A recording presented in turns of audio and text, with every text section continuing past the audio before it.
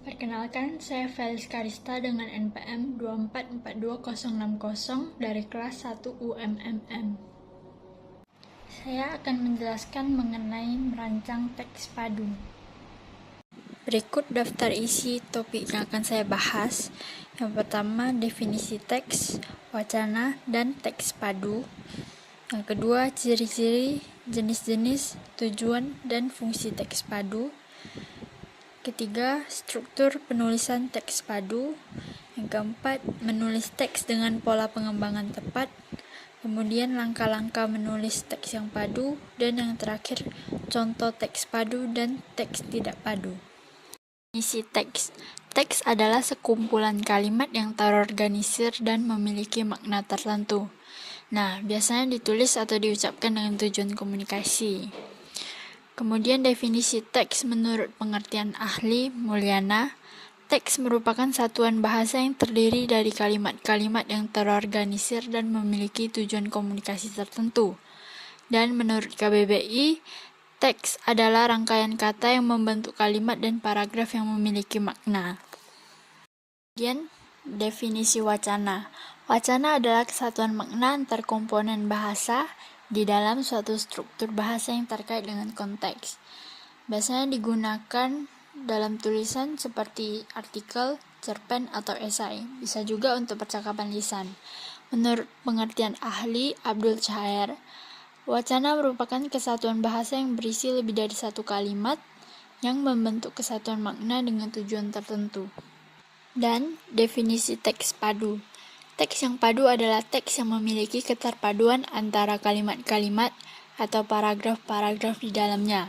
Dalam teks padu, elemen saling terkait, sehingga informasi yang disampaikan juga teratur dan terstruktur tanpa adanya loncatan gagasan yang dapat membingungkan pembaca.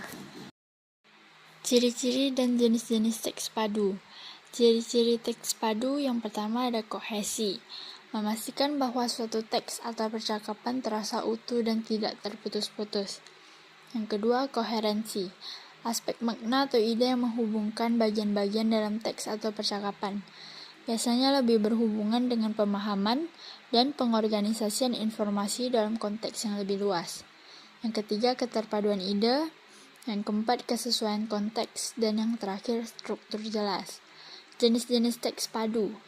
Jenis-jenis teks padu ada teks naratif, deskriptif, argumentatif, persuasif, eksposisi, dan yang terakhir teks prosedur.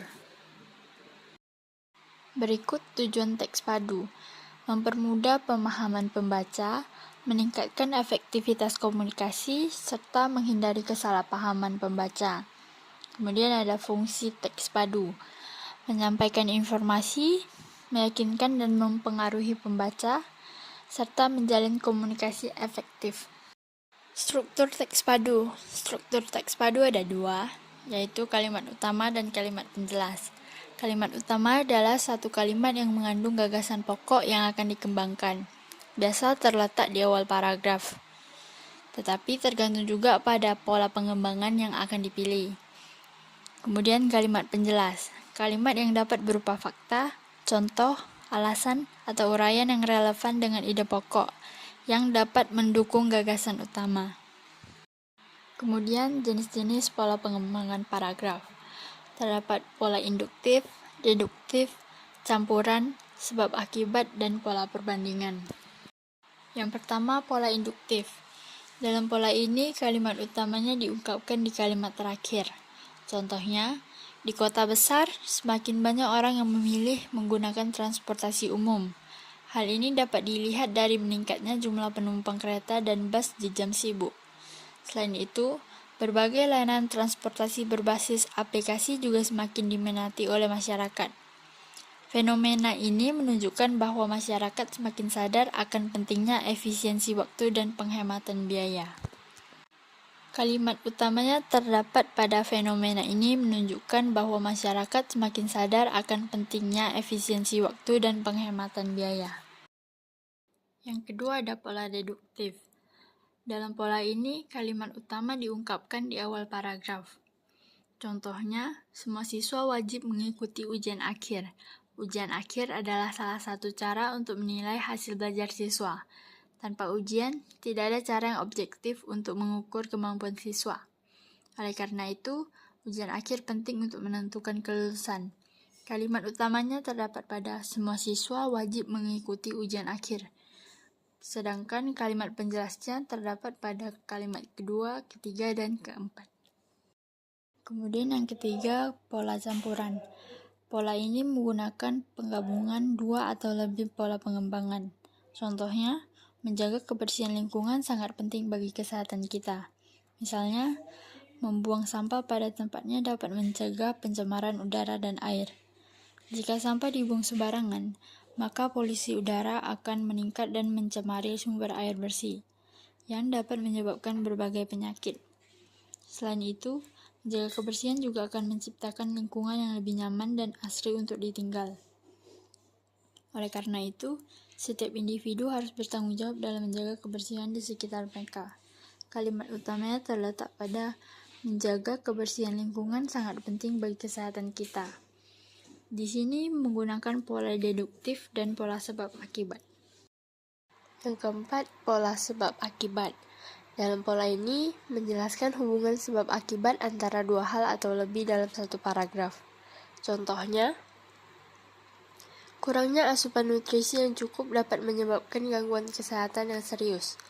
Misalnya, jika tubuh kekurangan vitamin D, seseorang bisa mengalami osteoporosis, yaitu penurunan kepadatan tulang yang membuatnya lebih rentan terhadap patah tulang.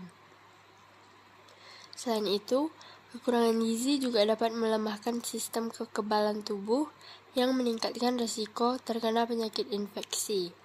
Oleh karena itu, sangat penting untuk mengonsumsi makanan yang seimbang agar tubuh tetap sehat dan kuat. Hubungan akibatnya terdapat pada kalimat pertama, yaitu kurangnya asupan nutrisi yang cukup sebagai sebabnya dan menyebabkan gangguan kesehatan yang serius sebagai akibatnya.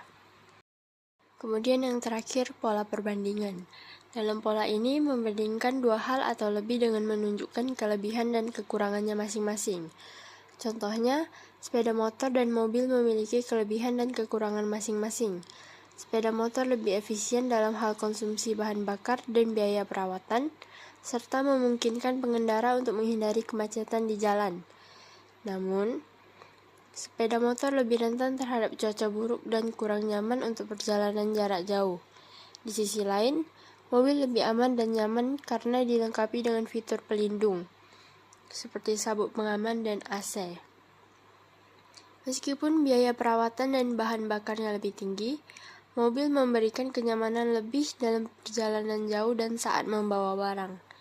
Kelebihan motor adalah lebih efisien dalam hal konsumsi bahan bakar dan biaya perawatan.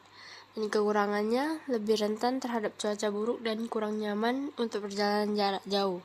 Sedangkan kelebihannya, mobil lebih aman dan nyaman karena dilengkapi dengan fitur pelindung, seperti sabuk pengaman dan AC. Dan kekurangannya, biaya perawatan dan bahan bakarnya lebih tinggi. Langkah-langkah menulis teks yang padu. Yang pertama, menentukan tujuan penulisan. Tujuan membantu untuk fokus pada pesan yang ingin disampaikan. Kemudian yang kedua, memilih topik. Pilihlah topik yang menarik dan cukup luas untuk dibahas. Yang ketiga, mengembangkan topik. Pengembangan topik bisa menggunakan contoh dan penjelasan yang relevan untuk memperkuat informasi yang disampaikan. Dan yang terakhir, menyusun teks. Susun teks menggunakan pola pengembangan yang tepat.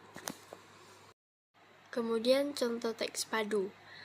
Olahraga adalah kegiatan yang sangat penting bagi kesehatan tubuh.